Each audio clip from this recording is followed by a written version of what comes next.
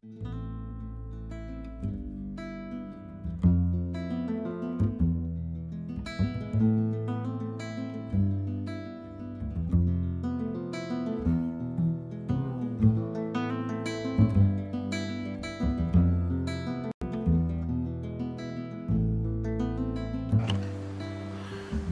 parti. Alors, comme on est bientôt à l'année 5715, ça va être l'année de la Shemitah.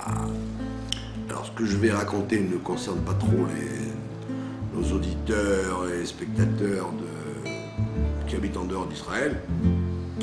Mais comme a priori notre shiur s'adresse aux 7 millions d'habitants d'Israël avant tout, alors il faut bien parler de la Shemitah. Alors, qu'est-ce qui va se passer à partir de Rosh Hashanah? Donc on va rentrer dans ce qu'on appelle le Shabbat de la Terre. Le Shabbat de la Terre, ça veut dire que, a priori, tous les travaux d'embellissement de la Terre, que ce soit des travaux agricoles ou même des travaux domestiques pour les gens qui ont des plantes à la maison ou des plantes dans le jardin ou sur le balcon, etc. Tout ce qui est agricole va poser des problèmes de mitzvah de Shemitah. C'est que la cacheroute dans l'année de la Shemitah, ça ne concerne pas seulement les viandes et les fromages, mais ça va concerner même les produits agricoles. Donc quand vous mangez chez quelqu'un, dans un restaurant, il n'y aura pas simplement la question d'où vient cette viande, mais il faudra savoir aussi d'où viennent les légumes. Alors, quelle est la problématique? Alors, on dit que comment calcule-t-on les années des fruits et légumes? Alors, les légumes, tout ce qui pousse directement de la terre, on calcule son temps en fonction de la cueillette, au moment où on le cueille. Donc, si je cueille une tomate à partir de Rosh Hashanah, je dois m'enquérir.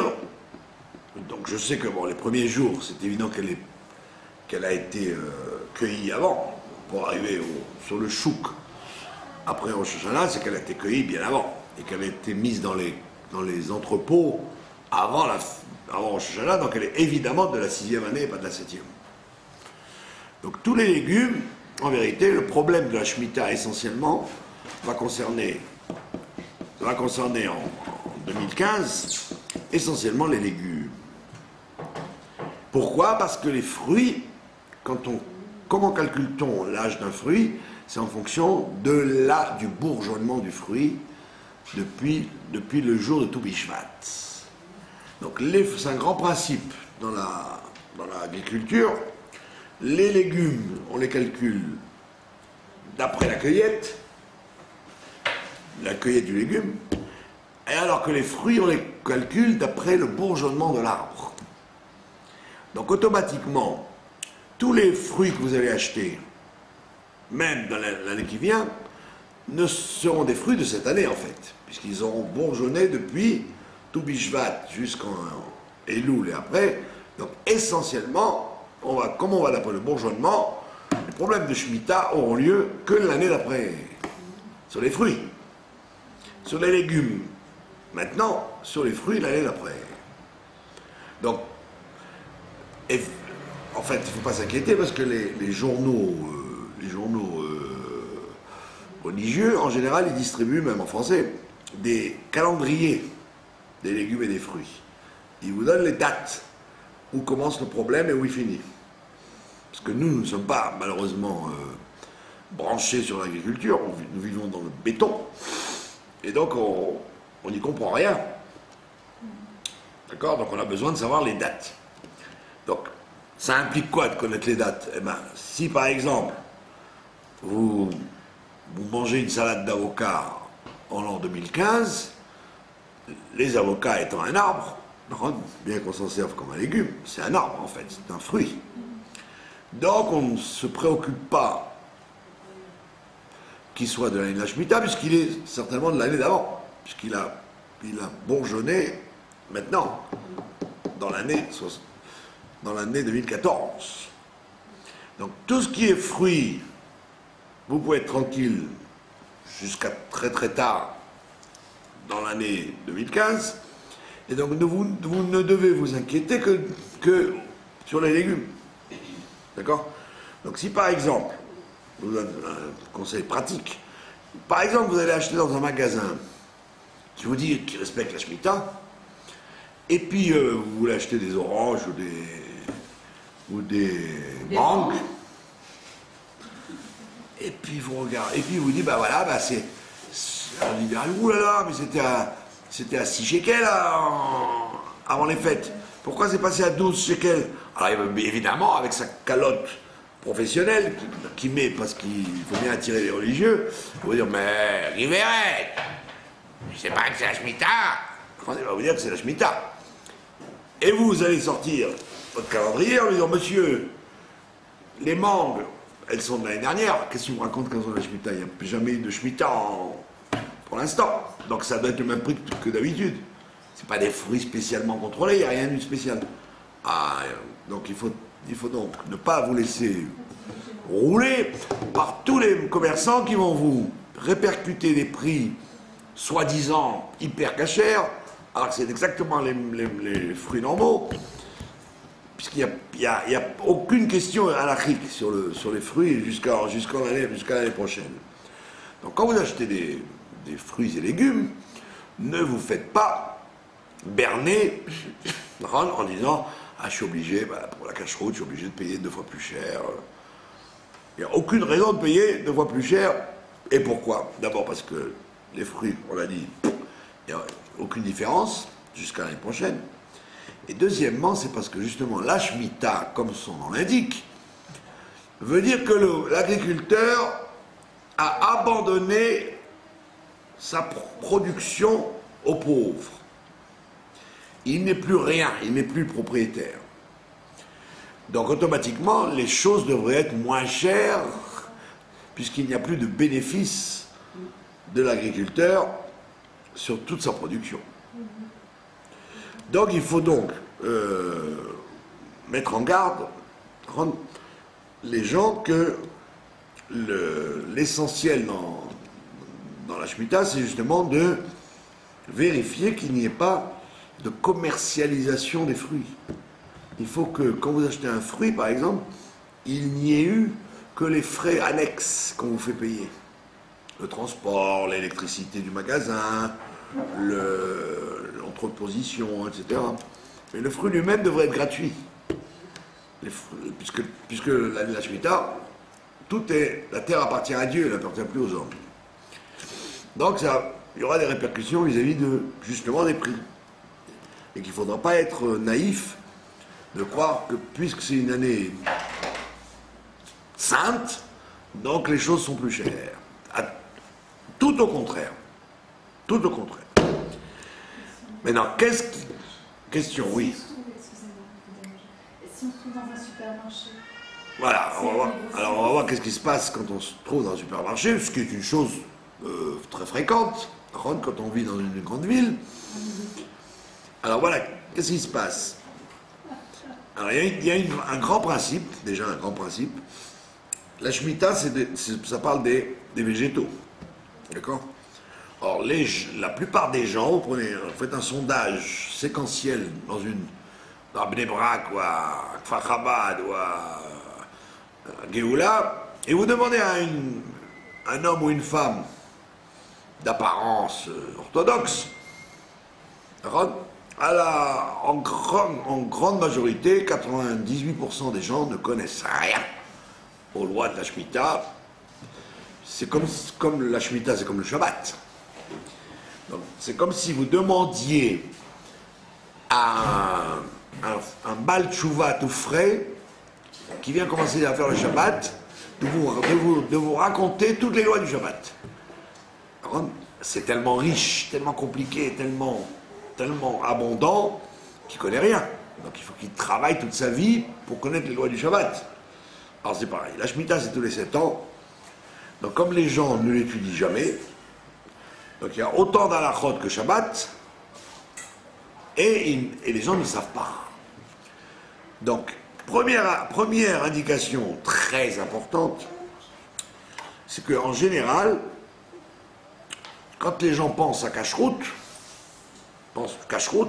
ils pensent pas manger. Faire attention à pas manger, d'accord? Se méfier de manger. Or, la Shemitah a ceci de particulier, c'est que la Torah nous dit que tu ne devras pas faire des travaux, etc. Et puis elle vous dit, la production, ce sera les orla. Ça sera fait pour manger. Donc en vérité, il y a une importance à manger les fruits et les légumes de la Shemitah. Pas comme les gens croient qu'il ne faut pas manger. Je vous donne un exemple. Vous faites pousser un arbre. Vous faites pousser un arbre, pendant 3 ans, vous ne pouvez pas manger son fruit. Par contre, ça s'appelle la orla. La 4e année, on devait le manger à Jérusalem, en famille. Et la 5e année, il était profane. Tout le monde peut en manger.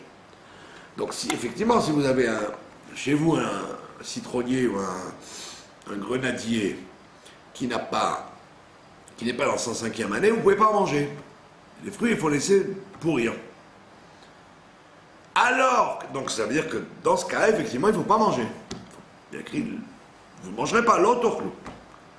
Mais dans la Shemitah, il y a écrit au contraire, c'est fait pour manger.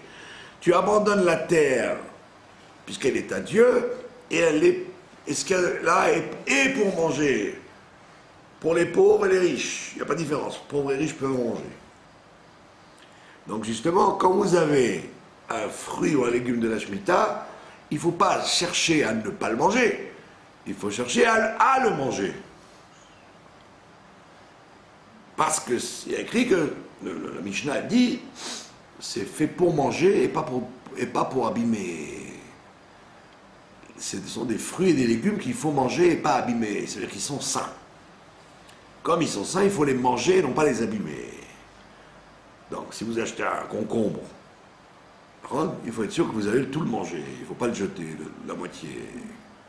Etc., etc. Ça implique des réflexes que l'on n'a pas l'habitude.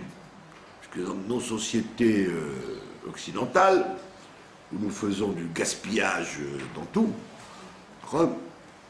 l'année de la Shemitah particulièrement, il y a une interdiction de gaspiller les légumes et les fruits. Il faut les consommer et non pas les abîmer.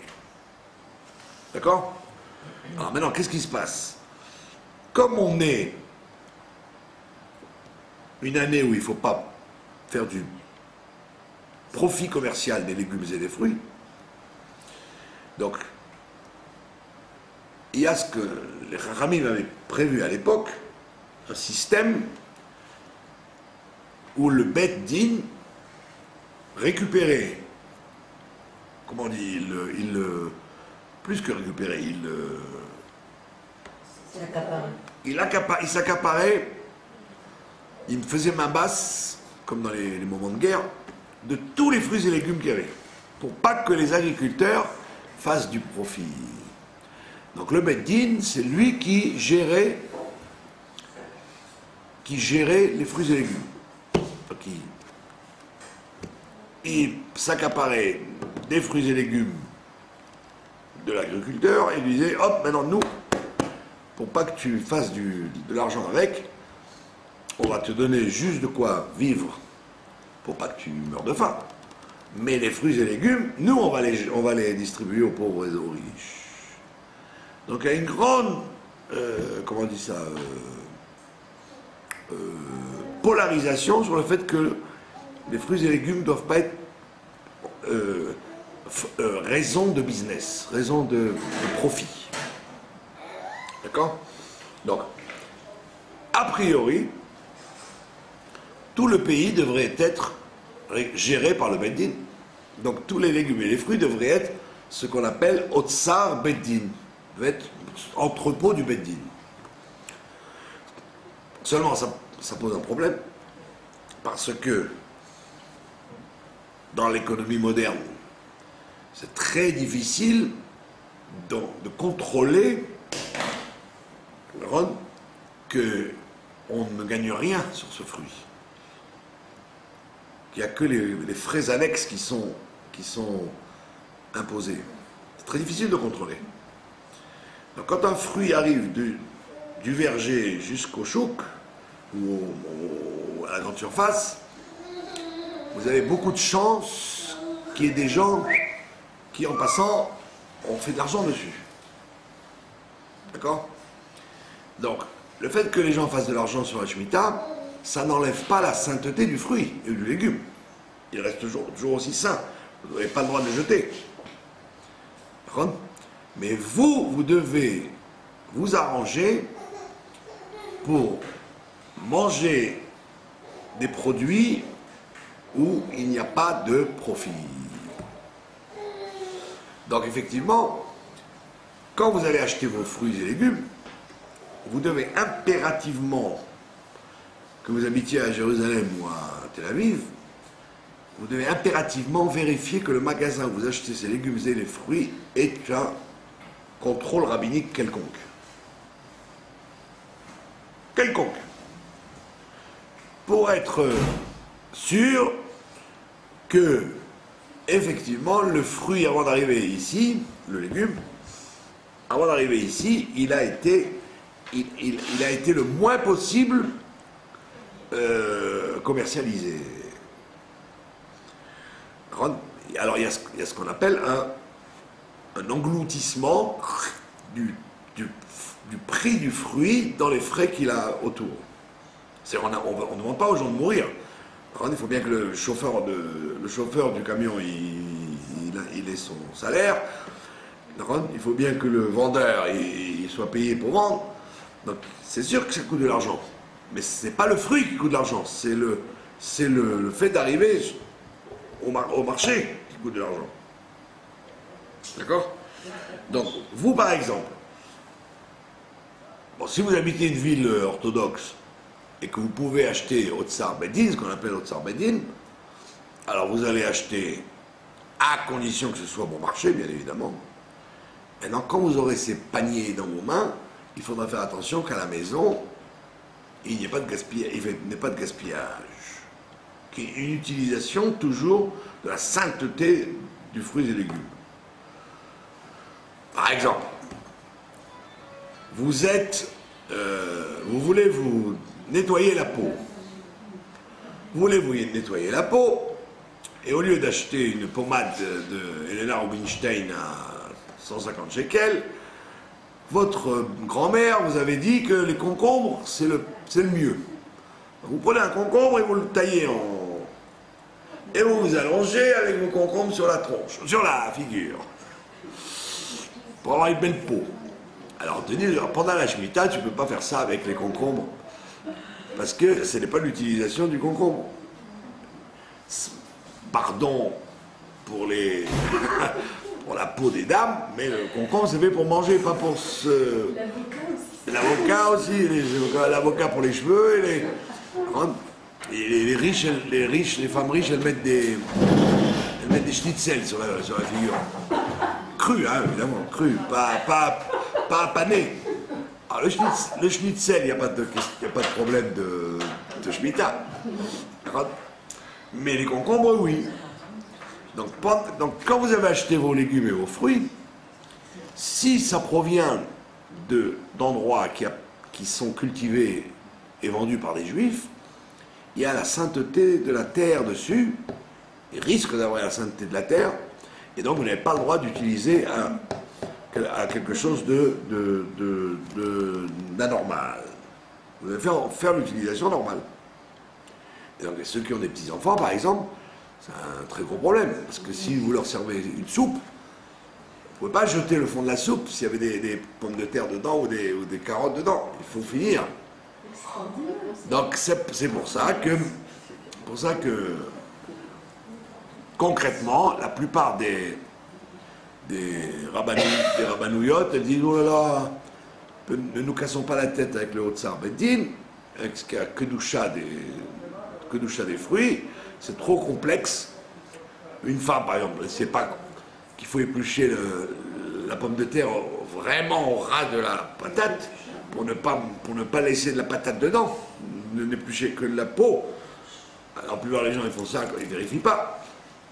Et de plus, il faut jeter les ordures dans une poubelle sacrée. D'accord? Donc, pour éviter ces cassements de tête, parce que les gens n'ont pas l'habitude, une fois tous les 7 ans, alors que font les rabbanouillotes orthodoxes? À dire, oh ben, vous savez quoi? Le mieux, c'est d'acheter chez les Arabes. D'acheter dans des endroits qui sont, ou qui n'ont pas de sainteté. Il y a une carte géographique où on vous donne les territoires en Eretz Israël qui sont appelés les territoires de la conquête d'Égypte ou de Babylone, et ceux qui n'ont pas de Kedusha. Donc il y a des endroits saints et des endroits pas saints. On ne parle pas au niveau sécurité, si le Golan par exemple, le Golan, le rabbi avait reçu le Rav Goren pendant 4 heures. Et le rabbi, il parlait avec le Rav Goren en expliquant que la sainteté de la terre n'a rien à voir avec la sécurité. Tu peux avoir un endroit qui n'a pas la sainteté de la terre, c'est un endroit profane, mais au niveau sécurité, c'est évident qu'il faut absolument pas laisser les Arabes le prendre. C'est deux choses à part. Alors le Rav Goren, que Dieu repose son âme, il disait, mais c'est écrit dans la Bible que le Golan c'est une terre impure. C'est-à-dire que c'est une terre qui n'a pas la Kedusha d'Eretz Israël, le Golan. Donc il disait, donc il n'y a aucune raison, si on pouvait faire la paix avec les Syriens, on le donnerait. Et le rabbi lui crie dessus, et il lui dit, mais ça n'a rien à voir. C'est pas parce que les pommes du Golan, c'est des Druzes qui les cultivent, et il n'y a pas la sainteté de la Torah, c'est une sainteté moindre, qu'il faut donner le Golan. Ça veut dire quoi, une sainteté moindre? Pardon? Ça veut dire une sainteté moindre? Il y a une sainteté, la sainteté la plus forte, c'est Jérusalem, d'accord? Plus on s'éloigne de Jérusalem, et plus la sainteté diminue. Maintenant, au niveau de la Kedusha de la terre, par rapport à la Shemitah, aux légumes et fruits, c'est la même chose. Par exemple, il y a des endroits, la mer Morte, etc., où il n'y a pas du tout de sainteté de la terre. Ça fait pas, ils n'ont pas conquis ces territoires pendant ni au temps de Josué, ni au temps de Ezra et Néhémia. Donc la sainteté n'est pas là. Ou Elat, par exemple, hein, la ville d'Elat. Donc c'est pas parce qu'il n'y a pas une Kedusha dessus qu'on peut dire que ces territoires ne sont pas à nous. Ça n'a rien à voir. La sainteté n'a rien à voir avec la sécurité. Le Golan ne serait pas saint, mais il faudrait faire 2 jours, ça arrête? Non, voilà, c'est encore un autre problème. 2 jours ou 1 jour, c'est en fonction des témoins qui annonçaient la lune. C'est pas lié avec la sainteté, c'est lié avec la capacité des témoins de prévenir qu'on avait consacré la lune ou pas. C'est un autre problème. Kitso, donc les orthodoxes, pour éviter ces complications avec les enfants, les ignorants, etc., donc ils vont mieux acheter ou de Hollande, ou de France, ou de pays où il n'y a pas de Shemitah, ou alors d'endroits qui sont dans les mains des Arabes. Seulement, ça c'est gentil si les Arabes étaient gentils. Mais si vous avez affaire à des gens qui veulent vous tuer, un problème halachique, quand même assez grave, d'aller leur donner à manger, de les soutenir financièrement. Donc ce problème-là, il a été soulevé à travers les années. Et donc, il y a une autre solution. C'est ce qui s'appelle dans le jargon halachique la permission de vendre la terre. permission de vendre la terre pour faciliter les problèmes. C'est-à-dire, c'est un subterfuge comme tout le judaïsme. Rassurez-vous.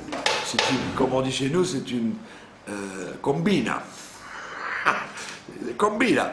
On sait très bien que c'est une combine, puisque on dit à Muhammad, viens chez le notaire, prends la photo par avion de ma terre, et pendant 1 an, elle est à toi.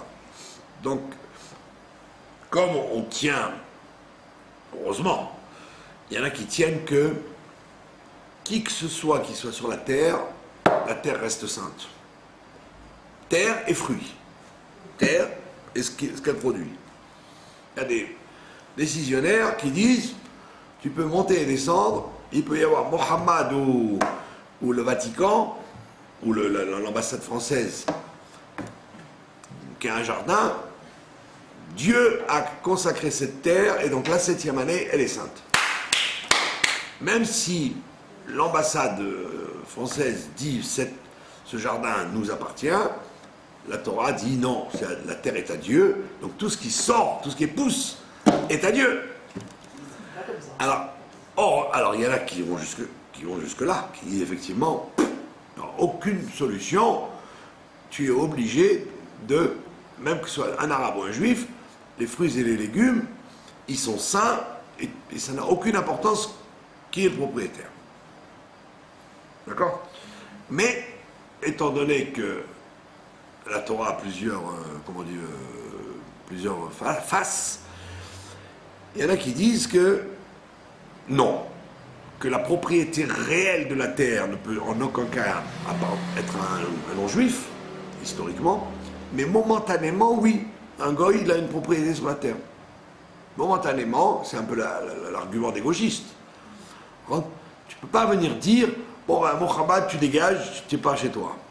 Ben non, il a acheté la terre, et donc bien que le bon Dieu dise c'est la Shemitah de ma terre, on tient compte de la propriété du goy ou du juif. C'est important. Et donc, par conséquent, par exemple, la question que vous m'aviez posée l'autre fois, elle travaille dans une école qui appartient à l'ambassade de France. Enfin, à la France, carrément. L'école française. Donc elle m'a demandé si elle a le droit de faire de l'agriculture dans l'école avec les enfants, les petites filles. Alors, effectivement, alors on peut se baser sur le fait que la France ne considère pas du tout que c'est la terre de Dieu, et on le sait. Et donc on peut permettre, à partir du moment où il n'y a pas de profit à faire des travaux manuels dans le jardin, c'est pour apprendre aux petites filles, comment reconnaître les fleurs, etc. Et voilà. Alors on le considère comme un territoire goy, enfin comme une propriété goy momentanée. Donc on accepte de dire qu'il n'y a pas de kedusha momentanée sur cette terre ou sur les fruits et légumes. À plus forte raison quand il ne s'agit pas, elle n'a aucune velléité de dire qu'elle va prendre l'arbre et dire c'est mon arbre, c'est mes fleurs, c'est mes plantes. C'est de l'éducation. Donc il n'y a pas le caractère interdit de la Shemitah qui est de dire la terre est à moi. La terre n'est pas à moi.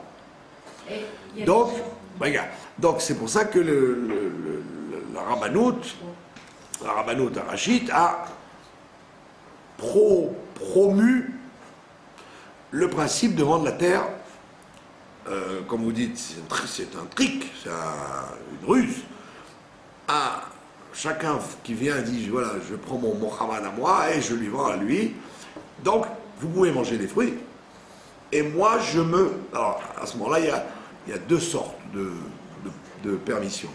Il y a ceux qui disent, comme ça appartient à l'arabe, tu peux tout faire, et d'autres qui disent, non, il faut quand même être scrupuleux de ne faire que les choses qui maintiennent la terre et pas qui l'embellissent.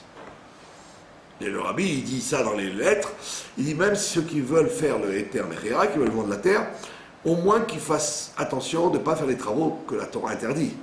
Les 2 travaux de la Torah, mais dans le reste, oui. L'arrosage, l'élagage, etc.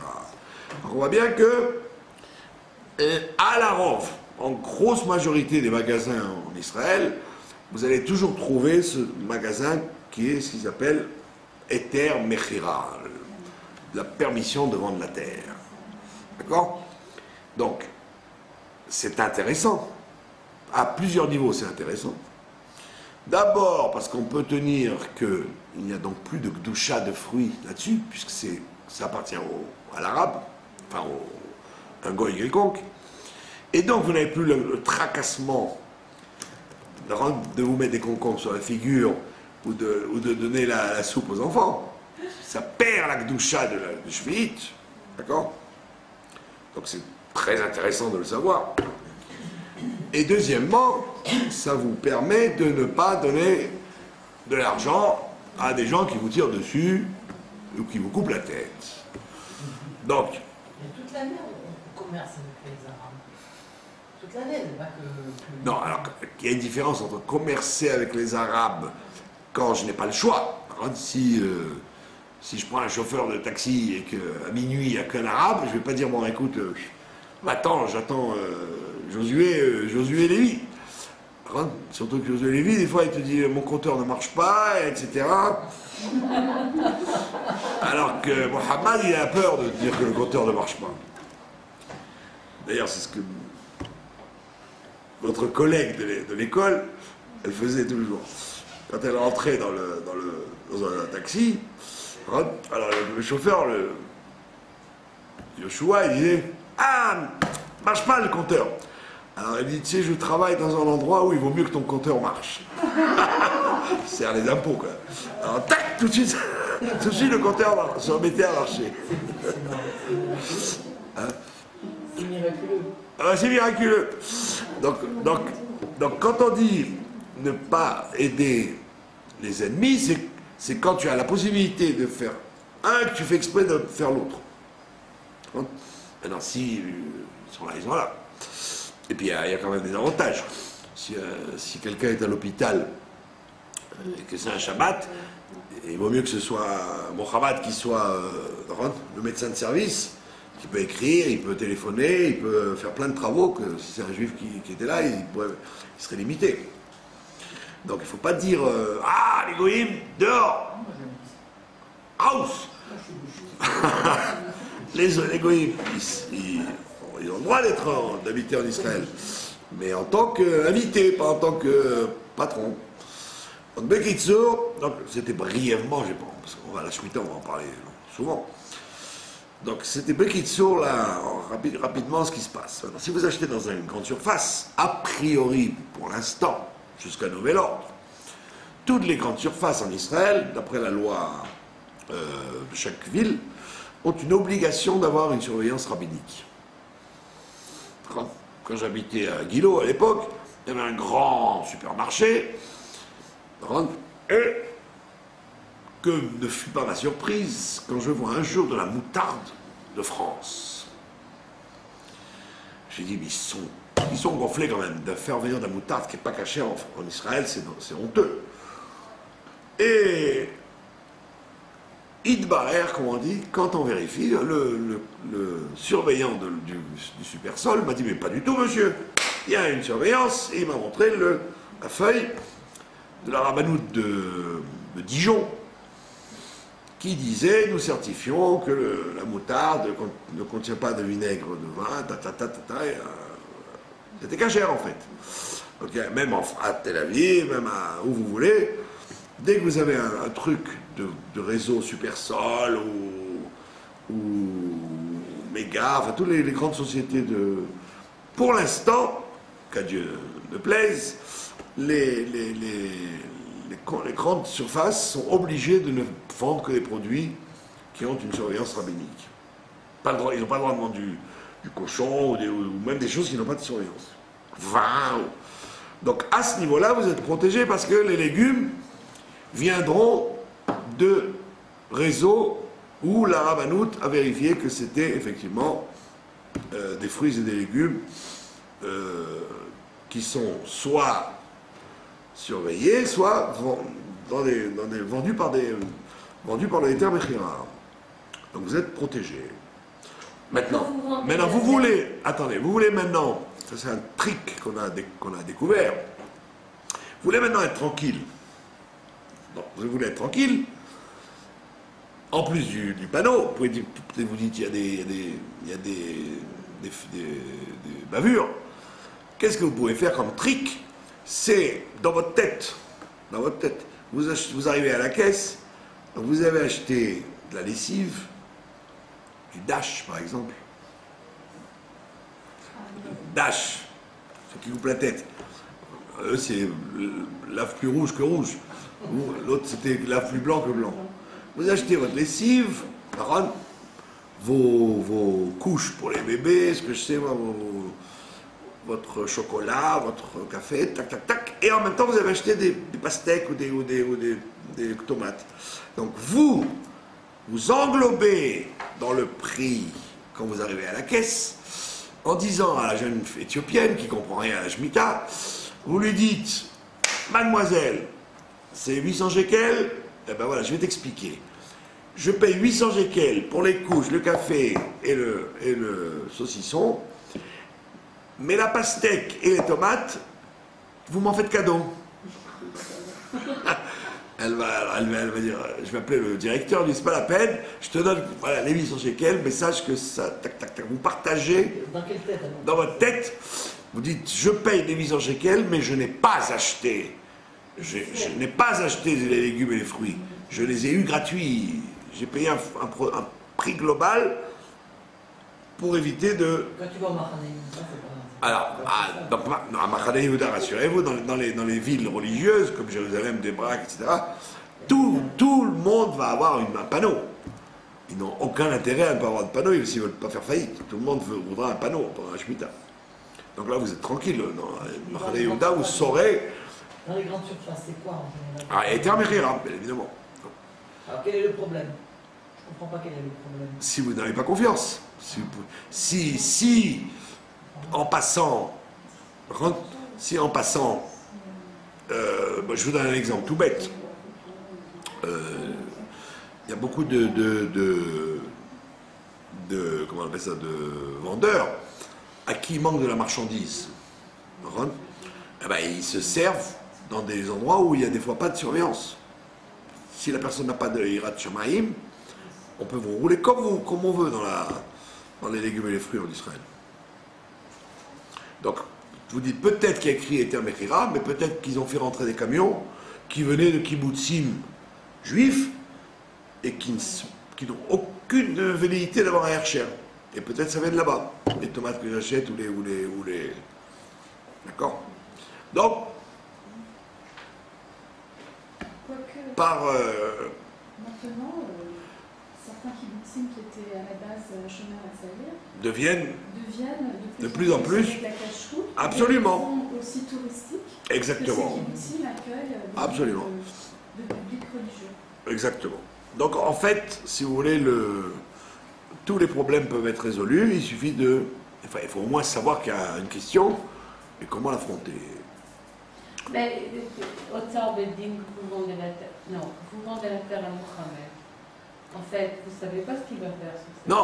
Non, il est simplement officiellement l'acheteur mais au niveau du notaire, mais moi je suis toujours là sur la terre. Ah, mais il ne travaille pas la terre. Non, il me laisse justement, il me laisse travailler, je suis son employé, et mes employés, D'accord. c'est ça là, c'est pour ça que les Litaïm, que Dieu les bénisse, alors Afkanievski vient de sortir encore une lettre en disant que Eter Mechira, c'est n'importe quoi, nanana. Il ne reste pas grande option aux 7 millions de gens si vous n'utilisez pas le Eter Mechira.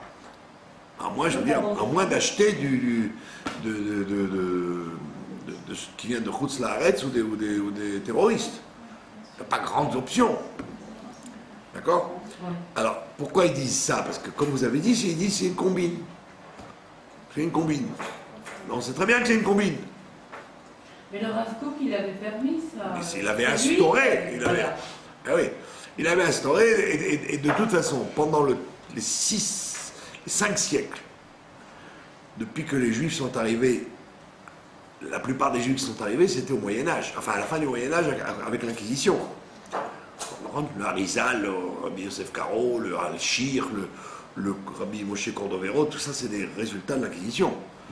Avant, il n'y avait rien. Il n'y avait personne. Il y avait les croisés, après il y a eu le Salahadin, les Arabes, il n'y a pas de juifs. Donc cette histoire de Shemitah, elle a été très négligée, puisqu'il n'y avait même pas de juifs en Israël. Donc qui c'est qui allait s'occuper de parler de Shemitah quand ils habitaient en Pologne ou au Maroc? Ça ne les préoccupait pas, même les rabbinim n'écrivaient même pas là-dessus, parce qu'il n'y avait pas de question. Et on raconte historiquement qu'effectivement, le peu d'agriculture qu'il y avait, elle marchait d'après le terme Khira. Les Juifs, ils avaient un Arabe à côté qui rentre, il leur disait, tiens, tu sais quoi, je te vends la terre pendant 1 an, et comme ça je peux cultiver, je peux manger, etc. Quoi, ça existait donc avant Donc c'est très vieux. Et le Rebbe, qu'est-ce qu'il dit alors? Pardon? Qu'est-ce qu'il propose le A priori, les orthodoxes, ils doivent choisir au Tsar Beddin, que la terre soit réellement dans les mains du Beddin. Mais comme c'est très dur à réaliser, le rabbi parle dans les lettres que s'il y a un terme réel, il faut le faire bien, quoi. C'est-à-dire ne pas faire des travaux graves, que des travaux de maintien, etc., etc., etc. Comme Shabbat. Quand vous avez quelqu'un qui est malade, si ce n'est pas un malade grave, il vaut mieux demander à un non-juif de faire la chose que de faire vous, s'il n'est pas grave. Donc, dans la Shemitah aussi, on peut utiliser des moyens, comment dire, pour l'année suivante. pardon? Et comment on fait pour l'année suivante? Il n'y a pas des préparations à faire qu'on fait pendant l'année suivante, encore plus Justement, de problème, parce que tous les fruits... tout ce qui s'est passé pendant l'année de la Shemitah, c'était que tu n'as pas le droit de préparer le bonus de la terre, mais que de la maintenir pour que l'année prochaine, elle ne soit pas morte. C'est ça que tu fais. Tu fais ça. Oui, il y a des cultures qu'on est obligé de planter pendant l'année de la Shemitah. Et si on ne le fait pas, on perd toute cette culture. D'accord, c'est pour ça qu'à ce moment-là, on va passer par une shlichut, que le goy va, et on va lui dire c'est toi qui vas planter, c'est toi qui vas gagner, etc. Il y a des tas de détails que nous qui ne sommes pas, nous n'avons qu'un seul problème, c'est le magasin, c'est d'aller au magasin.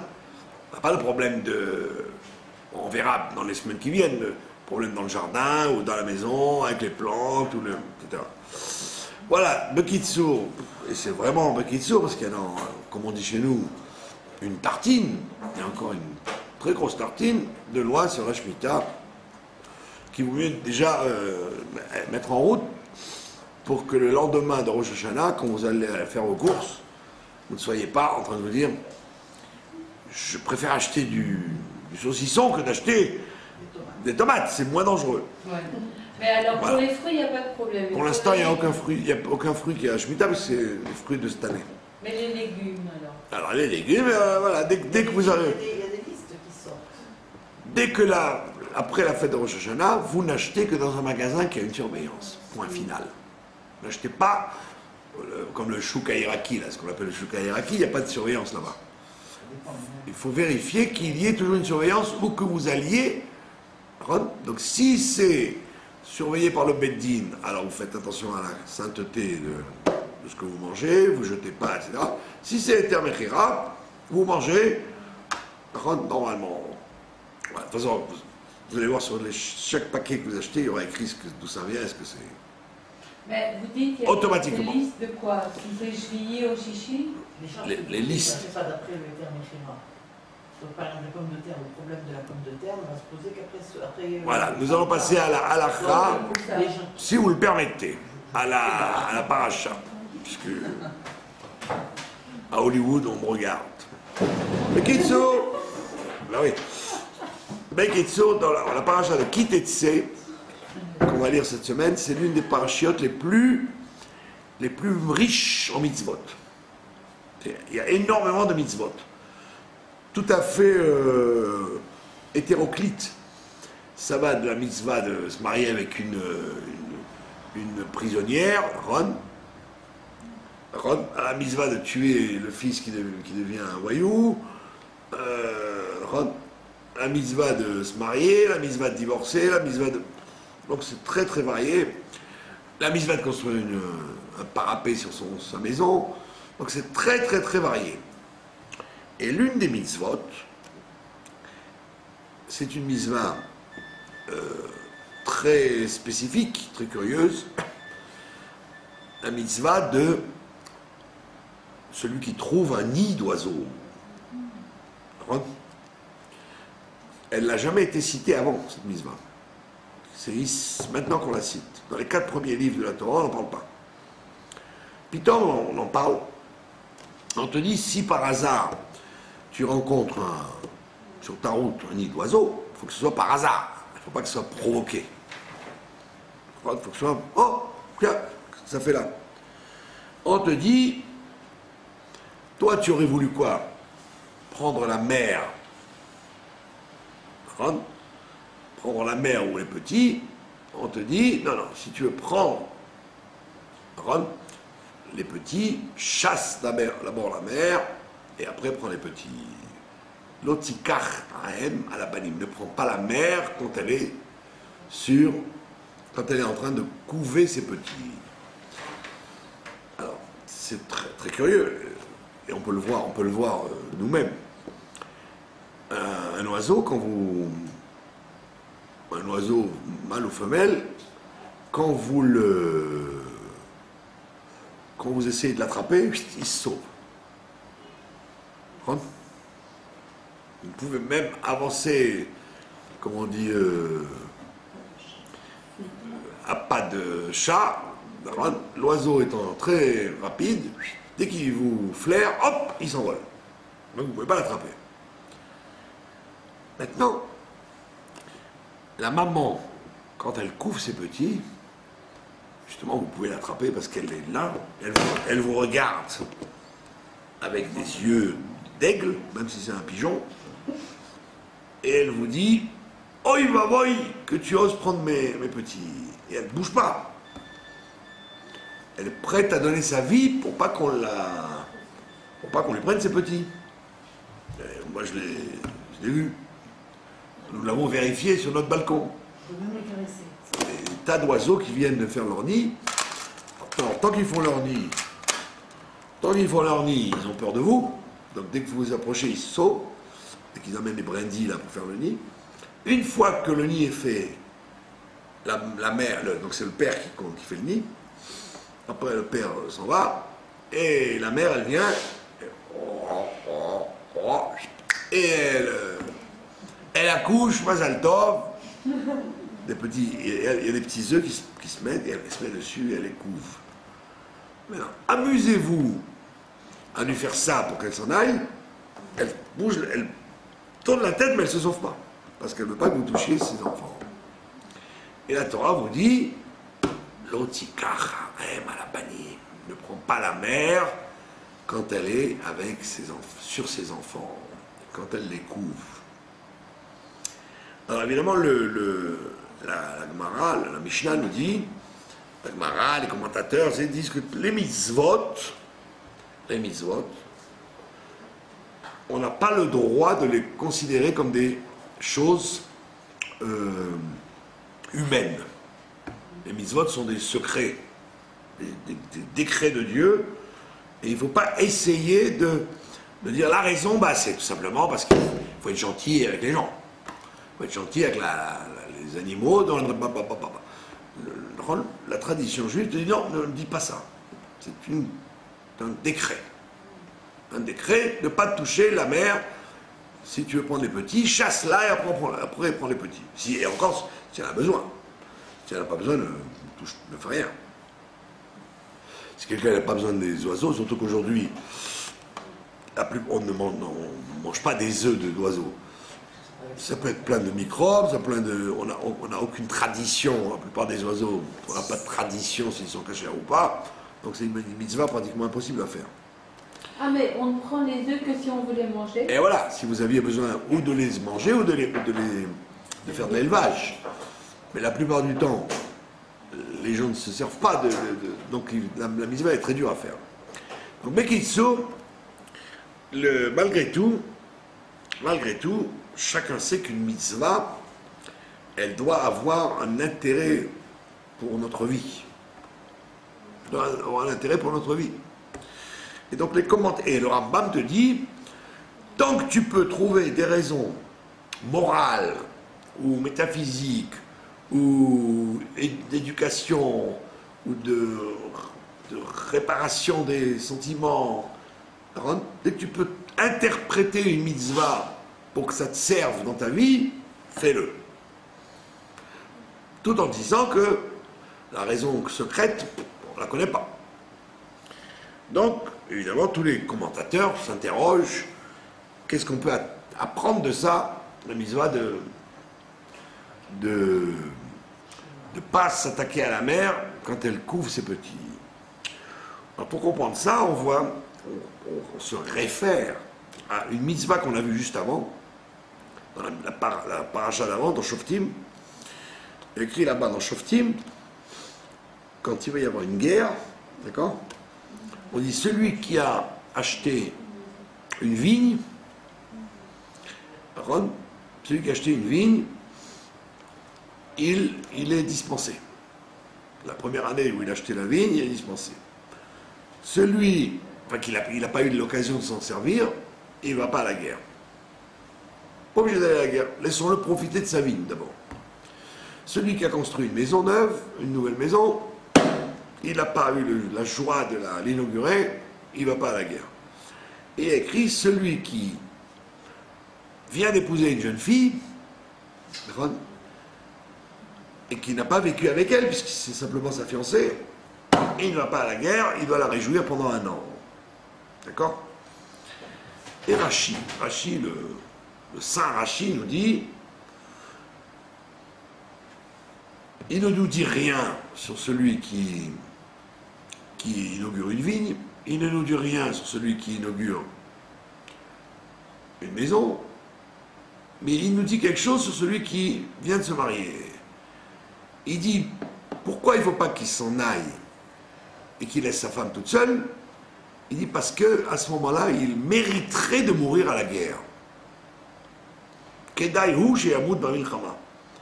Ça serait bien fait pour lui s'il mourait à la guerre.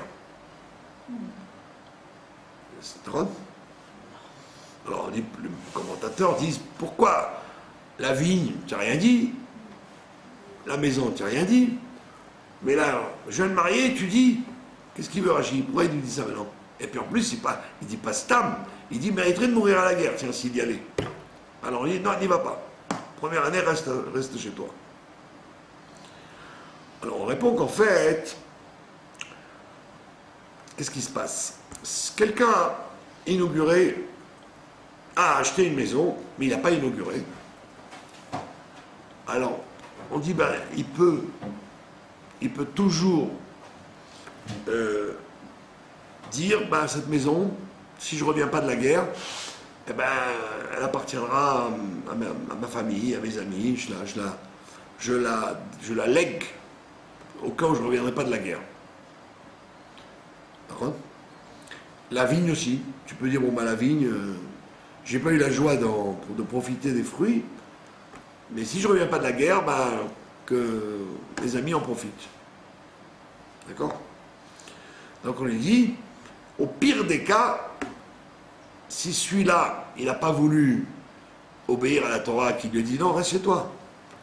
Bon, on ne lui en veut pas trop, parce qu'effectivement, il est gentil. Il a dit, je ne veux pas que les autres aillent à la guerre et moi je profite de ma vigne, alors je vais à la guerre. Ah bon, lui, bon, bah, ça va, la Torah t'a laissé ne pas y aller, tu as voulu y aller, bravo. Il n'en fera pas un sou en y allant.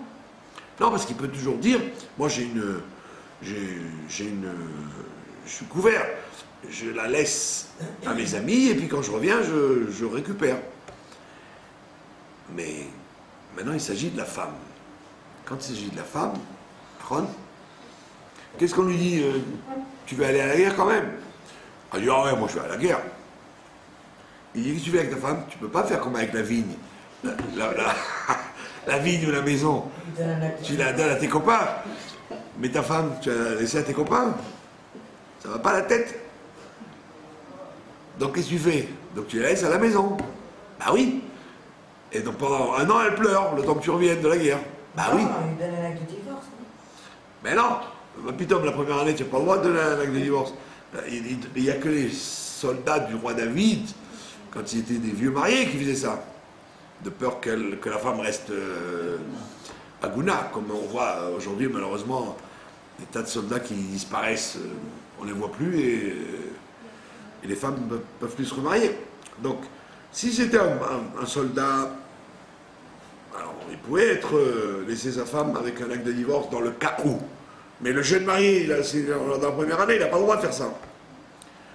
Donc on lui dit, toi, tu viens de te marier, et tu dis, non, moi je vais à l'armée, moi je vais à la guerre, je ne peux pas me permettre, tous mes copains y sont, moi je laisse ma femme à la maison.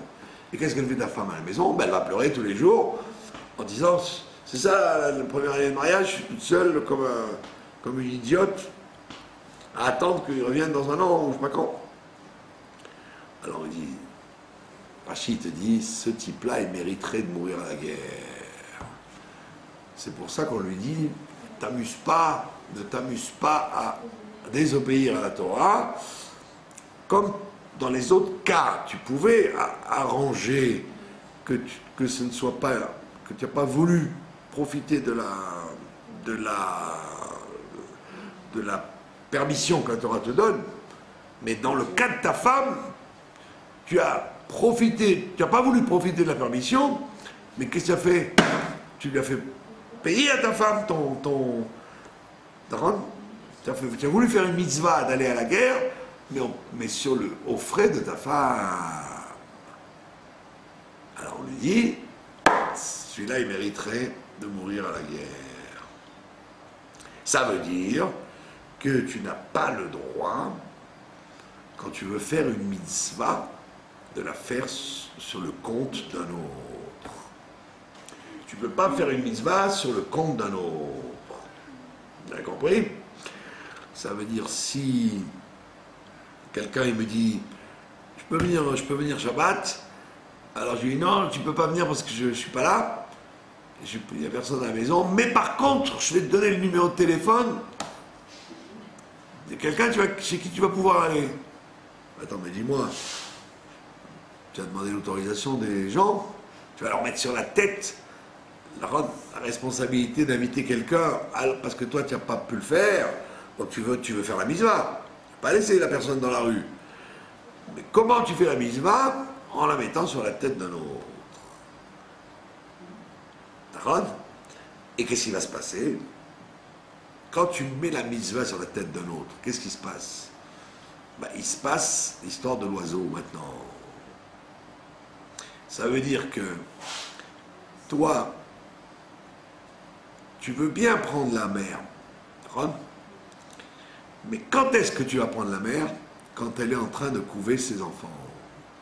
Ça veut dire que tu profites de la situation désespérée de la mer pour faire toi la mitzvah. J'ai fait la mitzvah, Shiloh Raken. Tu as fait Shiloh Raken, à un moment la pauvre elle était dessus, elle peut pas bouger. Tu as spéculé de la misère de la mer pour pouvoir t'emparer du nid. Donc ça veut dire qu'il s'agit de quelqu'un qui utilise la faiblesse momentanée qu'il connaît sur quelqu'un pour le prendre à la gorge. Comme quelqu'un, par exemple, qui a un mort et que toi tu lui dis quelqu'un qui est mort, alors vite, il faut que vous achetiez la place au cimetière, ça coûte très cher, mais vous êtes obligé, hein, la personne est morte. Ou alors, vous savez, comme ils faisaient en France, il y avait des escrocs qui vendaient un Zohar. Ils s'adressaient aux gens qui étaient dans la semaine de deuil, et ils leur disaient, vous savez, dans la semaine de la mort, il y a l'ange de la mort qui tourne, donc il faut que vous achetiez ce Zohar. Parce que sinon, il va continuer, l'ange de la mort. Ah oui, vite. Vous avez des chèques pour acheter le livre. Donc quand tu utilises la faiblesse de quelqu'un pour, soi-disant, lui faire faire une mitzvah, c'est la plus grande transgression qui soit, tu t'appelles Lotikach Ahem Alabanim. Ne prends pas la mère quand elle est en train de s'occuper de ses enfants. Tu veux prendre la mère, vas-y, on va te voir quand elle est dans la rue. La mère pigeonne, essaye d'attraper la pigeonne. Tu pourras jamais, elle s'envole tout de suite. Ah, tu as voulu faire ça quand elle était sans défense, parce qu'elle couvre ses enfants. Donc exactement la même chose. Toi, tu veux faire une mitzvah, toi, tu veux te rendre utile, etc. Mais tu te gardes bien que ça te coûte à toi. Tu veux faire la mitzvah sur le dos des autres. D'accord ? Il y a beaucoup de gens comme ça, qui sont prêts à donner tout leur argent, d'accord ? Mais ils disent, pourquoi je vais donner tout mon argent, je vais donner l'argent des autres. Donc elle ne voulait pas donner, eh ben donne-toi d'abord. Donc il faut, il y a beaucoup de gens comme ça qui adorent faire les mitzvot, enfin se prendre des mitzvot, mais on va dire qu'ils n'ont pas faites, qu'ils font faire par les autres, en les mettant à la gorge.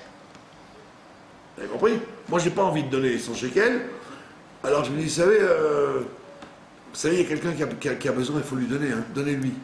Ah oui, là, non, j'ai pas trop, mais non, donnez-lui. Donc je suis magnifique. J'ai non seulement aidé un pauvre, mais j'ai fait faire la tzedaka à quelqu'un d'autre. D'accord? On te dit, non, tu as fait une crapulerie parce que tu as obligé la personne qui ne pouvait pas te dire non à faire une mitzvah, alors qu'en vérité, toi, tu n'as pas voulu la faire, tu as préféré la mettre sur le dos des autres. Donc c'est ce qu'on te dit. L'otika raem à la banim, quand tu veux faire quelque chose de bien, mitzvah ou bonne chose, ne profite pas du moment de faiblesse où la personne ne pourra pas dire autrement que oui. C'est dégoûtant de faire ça. D'accord? C'est dégoûtant. Il y a beaucoup de gens qui font ça. Par exemple, les jours de mariage ou les jours de bar mitzvah, les gens, ils ont peur que ça se passe mal. Alors, il y a des gens qui leur disent donne l'argent. Ils ont peur parce qu'ils disent c'est la brit mila, c'est la bar mitzvah, c'est le mariage, il peut y avoir des. Si je me fais maudire, c'est pas bon. Allez hop, tiens, prends. Et toi, tu viens exprès ce jour-là parce que tu sais très bien que la personne est mal à l'aise. Elle est mal à l'aise. Par contre, donc, quand tu es dans une situation tu veux faire une mitzvah à quelqu'un, il faut que la personne, elle soit libre. Pas qu'elle soit oppressée, et qu'elle se sente obligée de la faire. Et toi, tu te glorifies d'avoir fait faire la mitzvah à la personne, alors qu'en fait, tu l'as obligée, tu l'as mise mal à l'aise pour qu'elle la fasse. Mais vous pouvez donner l'exemple pour l'oiseau? 1 milliard d'oiseaux, j'ai donné l'exemple. C'est-à-dire, vous mettez l'oiseau mal à l'aise. Non, la mère, si tu voulais la prendre quand elle se promène dans la rue, amuse-toi à attraper un pigeon, il s'envole tout de suite. Donc tu n'as pas pu l'attraper. Ouais. Quand est-ce que tu as voulu l'attraper? Quand elle était, la pauvre, coincée sur ses petits-enfants. Parce qu'elle ne peut pas se sauver. Et alors là, elle va se laisser attraper parce qu'elle est coincée, elle est en train de couver les enfants. Mais je pensais que la mitzvah, c'était de prendre les œufs. Non, alors on te dit, tu veux prendre les œufs, ouais. Alors chasse la mère et prends les œufs. Mais ne profite pas de prendre la mère quand elle est en train de couver, parce que tu la mets mal à l'aise pour pouvoir prendre les œufs par la suite. Parce qu'elle est démunie. Elle est démunie, voilà. Donc il ne faut pas faire la mitzvah. Non, tu fais la mitzvah que si tu la chasses, qu'elle soit en état de liberté, qu'elle n'ait plus rien à voir avec ses œufs, elle s'est sauvée. Non, parce que si tu la chasses, elle a quand même à voir avec ses œufs, mais elle est obligée. Non, mais elle souffrira moins parce qu'elle ne les aura pas vus être pris. Quand tu la chasses, elle va aller loin. Non, des fois elle reste juste à côté. Non, justement, il ne faut pas qu'elle reste. Ah. Tu veux prendre les œufs, il ne faut pas qu'elle voie ça. Chasse-la et après prends les œufs. Comme si un animal, elle s'en remettra très vite, c'est pas comme une maman. Tu as compris? On t'a dit, papa, tu as voulu utiliser la faiblesse de quelqu'un pour tes intérêts. Voilà l'enseignement que tu apprends du Kansipor. Et donc c'est pour ça que c'est très délicat. Excuse-moi, je comprends ce que dire avec la jeune mariée. La même chose, l'autre, il a voulu faire une mitzvah d'aller à l'armée, d'aller à la guerre. Mais sur le compte de sa jeune mariée. Il a rendu triste sa jeune mariée. Voilà. Ah, tu as voulu faire le héros, mais tu n'es pas un si grand héros parce que les autres, la vigne et la maison, on a dit, tu pouvais les abandonner jusqu'à ton retour. Mais ta femme, non. Donc toi, tu as voulu jouer le grand. mitzvah sur le compte des autres. Voilà, tu ne peux pas faire une mise sur le compte des autres, et l'appendice de cette histoire, c'est l'histoire du nid. Que toi tu voudrais, tu n'as pas envie de faire la mitzvah, mais tu es prêt à ce que les autres les fassent, mais au moment où ils sont étranglés, qui n'ont pas envie de la faire. C'est dégoûtant. C'est dégoûtant, par contre. Voilà, au moment de la mort, exploiter la mort, au moment de la... Je vous dis, il y a beaucoup de gens qui font ça quand il y a une joie. Ils savent que les gens ont peur, du mauvais œil, etc. Pardon ? Ou le contraire, excusez-moi de vous couper. Par exemple, un exemple concret, puisqu'on vit ici à Jérusalem, lorsqu'on nous a pris, malheureusement, je suis désolée de revenir sur quelque chose de très triste, c'était le détonateur de la guerre quand on nous a pris nos 3 enfants. Ouais. J'ai eu la chance, ou la malchance, je ne sais pas, de voir défiler sous ma fenêtre une horde de personnes qui allaient à l'enterrement pas dans les 3, mais d'un certain Max, qui était un Khayal Godad, venu de France. Donc moi j'étais avec mes enfants à la maison inactive et je dis je peux pas, je préfère laisser mes enfants et tout, mais je dois suivre le mouvement. Donc bon, c'est triste, mais en même temps c'est très beau parce que vous voyez tout ce peuple, toute cette solidarité envers ce Khayal que personne connaissait, il était beau d'ailleurs. Et alors, ce qui va vous faire quand même un petit peu rire, parce que c'est ça le but, c'est que en revenant sur le chemin, j'ai vu un homme très vieux, sur un fauteuil volant, demander la tzedaka. Alors, les gens passaient, la plupart des gens ne le donnaient pas, parce qu'on était pris dans cette tristesse. Mais alors là, il a dit tzedaka, metzel chaim. Et là, moi, j'ai ouvert mon porte-monnaie et je voyais que j'avais que 20 shekels, et pour moi c'est une grosse somme. Mais comme il a dit, enfin c'est une grosse somme entre guillemets, je vais pas donner 20 shekels d'emblée, je vais donner quelques pièces, je vais pas donner 20 shekels pour ma bourse. Mais comme il a dit, alors du coup, il a fait les 20 shekels, et puis tout de suite il les a mis dans sa poche, même pas Toda, même pas rien. Et moi ça m'a éclaté de rire, quoi. Voilà. C'était la pointe d'humour. Ouais, voilà. Bon, là, si vous voulez, dans la mais comme il était vieux, voilà. Handicapé, j'ai dit, allez, c'est bien. C'était simplement commercial, il y a un truc, c'est tout le monde. Voilà, exactement. Il n'a pas essayé de profiter. Non, il a trouvé la bonne occasion. Il a trouvé le bon truc, de se mettre au milieu de la rue, vraiment sur le trottoir. Je veux dire, on ne pouvait pas le rater, et puis voilà, quoi. Voilà, donc Bekitsu, vous avez compris les conditions dans lesquelles la situation n'est pas bien, c'est quand on spécule sur la faiblesse de quelqu'un pour... Maintenant, si il y a une atmosphère, c'est sûr, une atmosphère... À la radio, ils vendent des miottes, et des plantes, et des verres, et des machins. Tout ça, c'est censé apporter à des prix exorbitants. Censé apporter la guérison... C'est pas que l'utilisation de ce côté... Oui, parce que alors, la plupart du temps, pour la tzedaka, comme la tzedaka c'est toujours bon, même si on se fait, avoir, la tzedaka ça ne fait jamais de mal. Mais c'est pas vraiment donc les gens ils disent, on n'intervient pas parce qu'on se dit, après tout, autant d'argent que tu ventiles, ça sera autant d'argent de moins que les mauvaises choses te prendront. C'est pour ça qu'on n'est pas trop regardant sur la tzedaka. D'accord? Vous avez compris le message au niveau... Mais quelqu'un qui a donné de la tzedaka avec son cœur, c'est bien. La pointe dans la tzedaka, c'est qu'on s'en fiche que vous donnez avec votre cœur. Ce qui est intéressant, c'est que le pauvre, il en est bénéficié. Vous avez compris?